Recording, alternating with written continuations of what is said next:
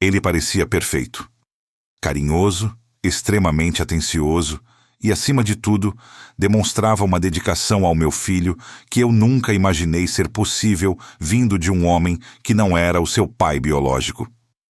Mas depois que os votos foram trocados e a luxuosa festa de casamento terminou, tudo mudou drasticamente.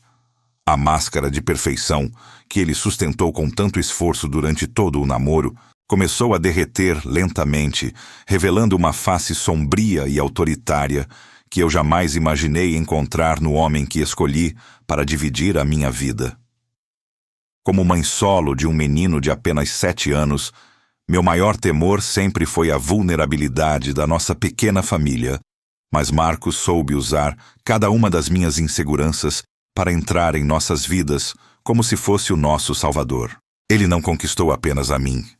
Ele fez um cerco emocional ao meu filho. Lembro-me vividamente de como ele se ajoelhava no tapete da sala para montar complexas cidades de blocos, fingindo um interesse genuíno por cada detalhe da imaginação fértil daquela criança. Ele trazia pequenos presentes que mostravam que ele prestava atenção aos gostos do meu pequeno, como um boneco de super-herói específico ou o sabor preferido de sorvete. Meu filho, que sempre foi um tanto reservado, passou a brilhar na presença dele, chamando-o de seu melhor amigo em todas as oportunidades. Eu observava aquela interação com os olhos marejados de gratidão, acreditando piamente que o destino tinha finalmente colocado em nosso caminho o homem que completaria o nosso lar com segurança e afeto genuíno. O dia do nosso casamento foi, ironicamente, o dia em que a minha falsa sensação de segurança atingiu o seu ápice. Foi uma cerimônia íntima, cercada por amigos e familiares que elogiavam a sorte que eu tive de encontrar um homem tão disposto a assumir a responsabilidade de um enteado com tanto amor. Eu estava radiante, sentindo que o futuro seria uma sucessão de dias ensolarados e proteção mútua. No entanto, a realidade bateu à nossa porta de forma brutal logo após a lua de mel. Assim que as malas foram guardadas e a rotina doméstica se tornou a nossa única realidade, a paciência de Marcos evaporou como fumaça ao vento.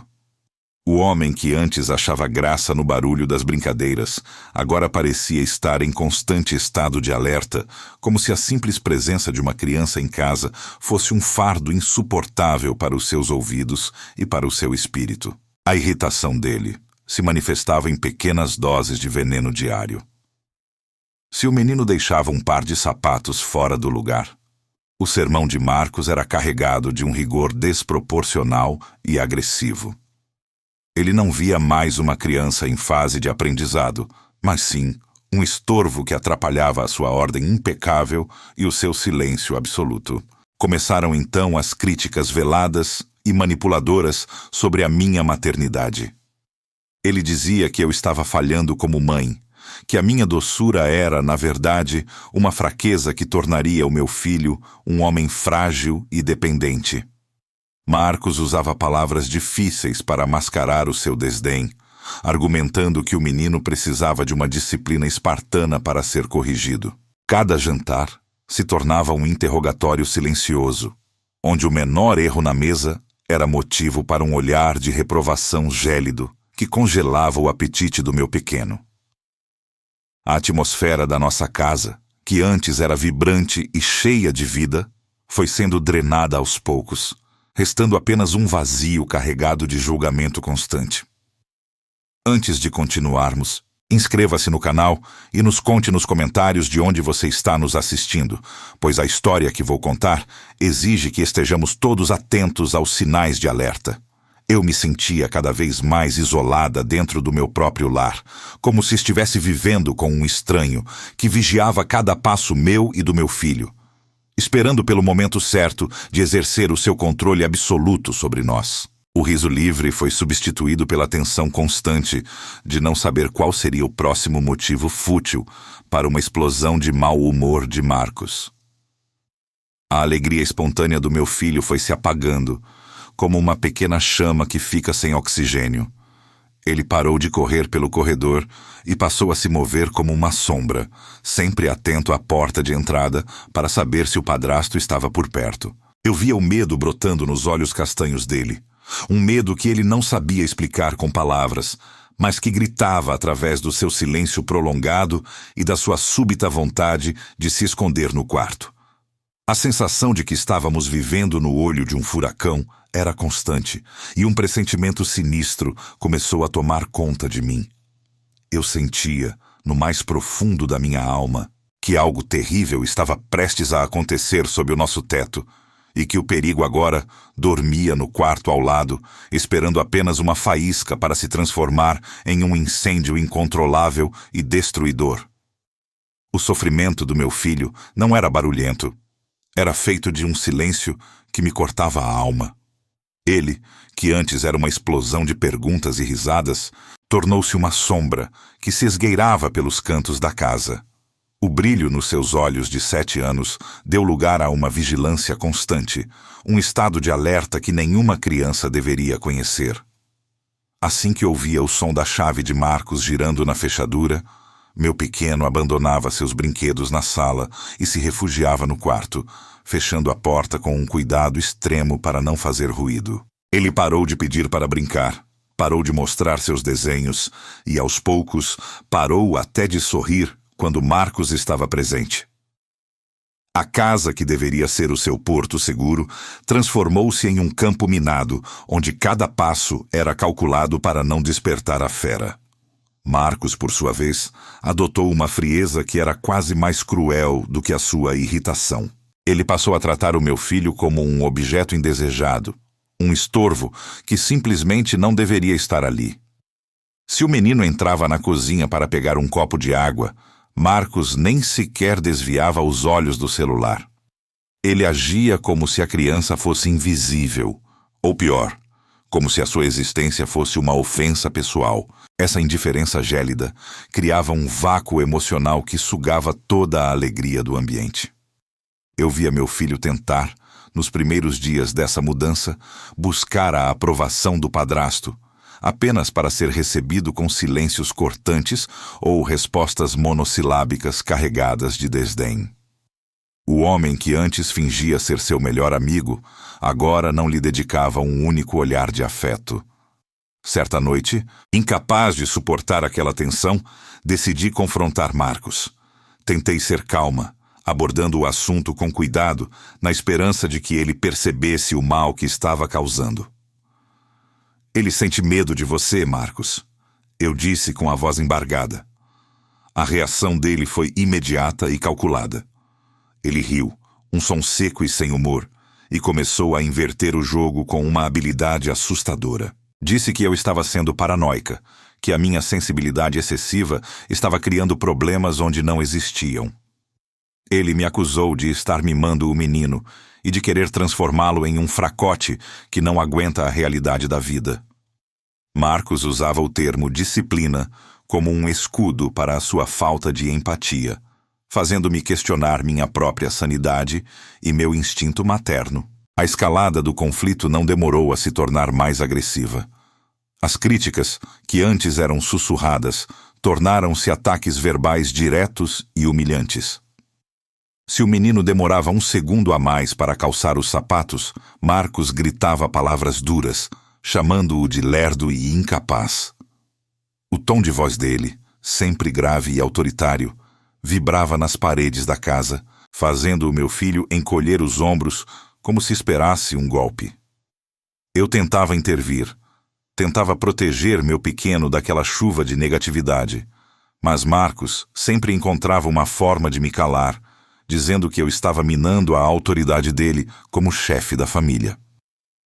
A atmosfera doméstica tornou-se asfixiante, um prelúdio para algo terrível que estava prestes a acontecer. O ponto de ruptura aconteceu em uma tarde de domingo que parecia comum. Estávamos na cozinha e o sol entrava pela janela, criando uma falsa sensação de paz.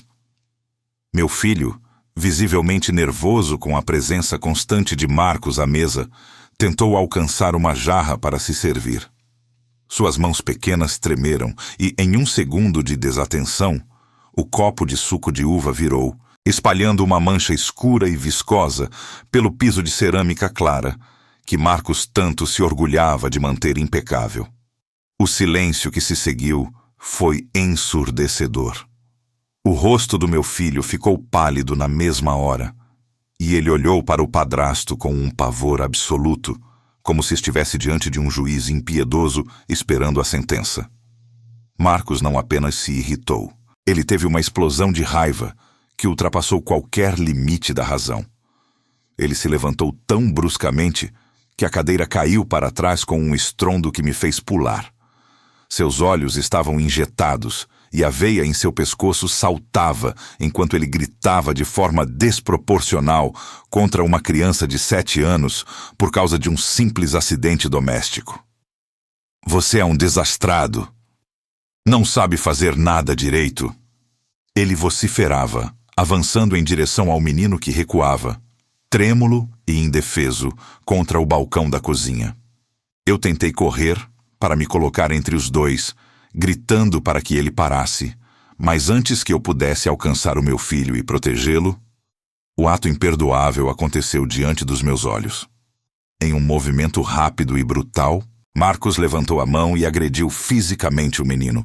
O som da mão atingindo o rosto da criança ecoou pela cozinha como um trovão, paralisando meus sentidos por um instante. O pequeno cambaleou para o lado, o rosto virado pelo impacto, enquanto um choro de puro choque e dor começava a brotar de sua garganta. Naquele exato momento, o tempo parou para mim. A ficha finalmente caiu sobre quem Marcos realmente era. O olhar de pavor profundo que meu filho lançou para mim, buscando socorro enquanto segurava o rosto vermelho, foi o gatilho que rompeu minha última barreira de negação. Eu soube que a decisão que mudaria nossas vidas para sempre precisava ser tomada naquele exato segundo. O som do impacto da mão de Marcos contra o rosto do filho de 7 anos foi o estalo que rompeu o último fio de ilusão que ainda prendia a protagonista àquele homem. O tempo pareceu desacelerar enquanto ela via o pequeno cambalear, os olhinhos castanhos arregalados de choque, a mãozinha subindo instintivamente para tocar a bochecha que já começava a ganhar um tom vermelho vivo. Naquele exato segundo, a mulher que tentava pacificar o lar e justificar o injustificável deixou de existir para sempre. Em seu lugar, despertou a leoa, uma força ancestral, selvagem e absoluta que não conhece o medo quando o seu filhote é ameaçado. A protagonista não precisou processar a dor ou a traição. Seus pés se moveram por um instinto visceral, cruzando a cozinha em um piscar de olhos para se colocar como um escudo intransponível. Uma barreira de ferro entre o agressor e a vítima. Ela olhou nos olhos de Marcos e não viu mais o marido atencioso que ele fingiu ser. Viu apenas um estranho perigoso que havia profanado o santuário sagrado daquela família.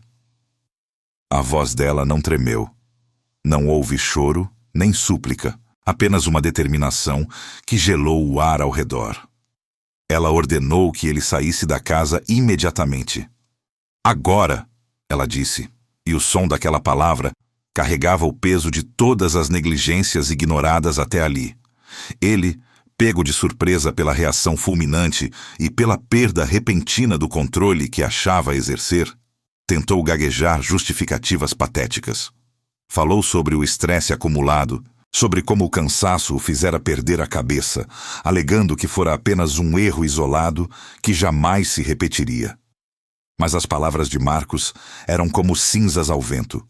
Enquanto ela puxava o filho para um abraço protetor, sentindo o corpinho dele tremer violentamente contra o seu peito, a mãe apontou para a porta com uma firmeza inabalável.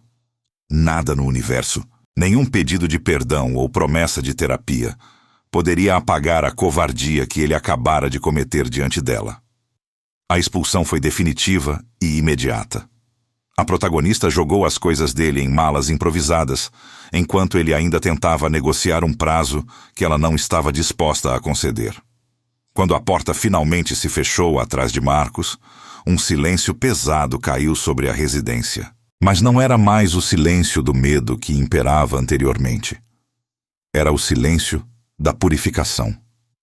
A mãe ajoelhou-se no chão da cozinha, ao lado da mancha de suco de uva que dera início ao confronto, e segurou o filho nos braços por um tempo que pareceu uma eternidade. O pedido silencioso de desculpas por ter permitido que aquele homem entrasse na vida deles foi o momento mais doloroso da jornada dela, mas também o ponto de partida para a libertação total.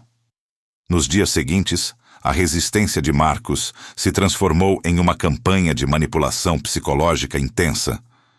Ele enviou buquês de flores com cartões melosos, inundou o celular dela com mensagens que alternavam entre a vitimização e a falsa humildade, e até mobilizou conhecidos para tentar intervir. Essas pessoas falavam em perdão e na importância de manter a aparência de uma família unida, mas nenhum deles tinha presenciado o olhar de pavor do menino. Para a protagonista, a segurança física e a saúde mental do filho eram valores inegociáveis, superiores a qualquer convenção social. Ela bloqueou cada acesso e fechou cada fresta por onde ele pudesse tentar se infiltrar novamente. A casa começou a mudar. As cortinas se abriram para o sol e o ar parecia finalmente leve, livre da opressão constante que Marcos exercia. O confronto final ocorreu de forma inesperada na calçada. Marcos a esperava com uma aparência desleixada, visando despertar a pena da mulher que ele um dia enganou. Ele chorou, caiu de joelhos e jurou por tudo o que considerava sagrado que mudaria, implorando por uma última chance para serem a família perfeita. A protagonista o observou por alguns instantes, sentindo apenas uma profunda e libertadora indiferença. Com uma calma que nasceu da certeza absoluta de sua missão, ela olhou-o profundamente nos olhos e pronunciou a frase que encerrou aquele capítulo de horror. Onde não cabe meu filho, não me cabe. Sem esperar qualquer resposta ou reação, ela entrou em casa e trancou a porta, deixando para trás o homem que nunca mereceu o lugar que ocupava. A reconstrução foi um processo lento e cuidadoso, mas repleto de esperança. A mãe priorizou a cura emocional do filho, buscando apoio especializado para tratar as marcas deixadas pela negligência e pela agressão. Ver o pequeno voltar a correr pelos corredores, ouvi-lo rir com a alma limpa e notar que ele parou de se esconder ao ouvir o barulho das chaves, foi a maior recompensa que ela poderia receber. O amor de uma mãe é, de fato, o escudo mais poderoso que existe contra a escuridão do mundo. Hoje, eles vivem em paz, sabendo que o lar é um território de proteção absoluta. Se você também é uma mãe que colocaria a segurança do seu filho acima de qualquer relacionamento, curta este vídeo e se inscreva no canal para acompanhar mais histórias inspiradoras de superação e força.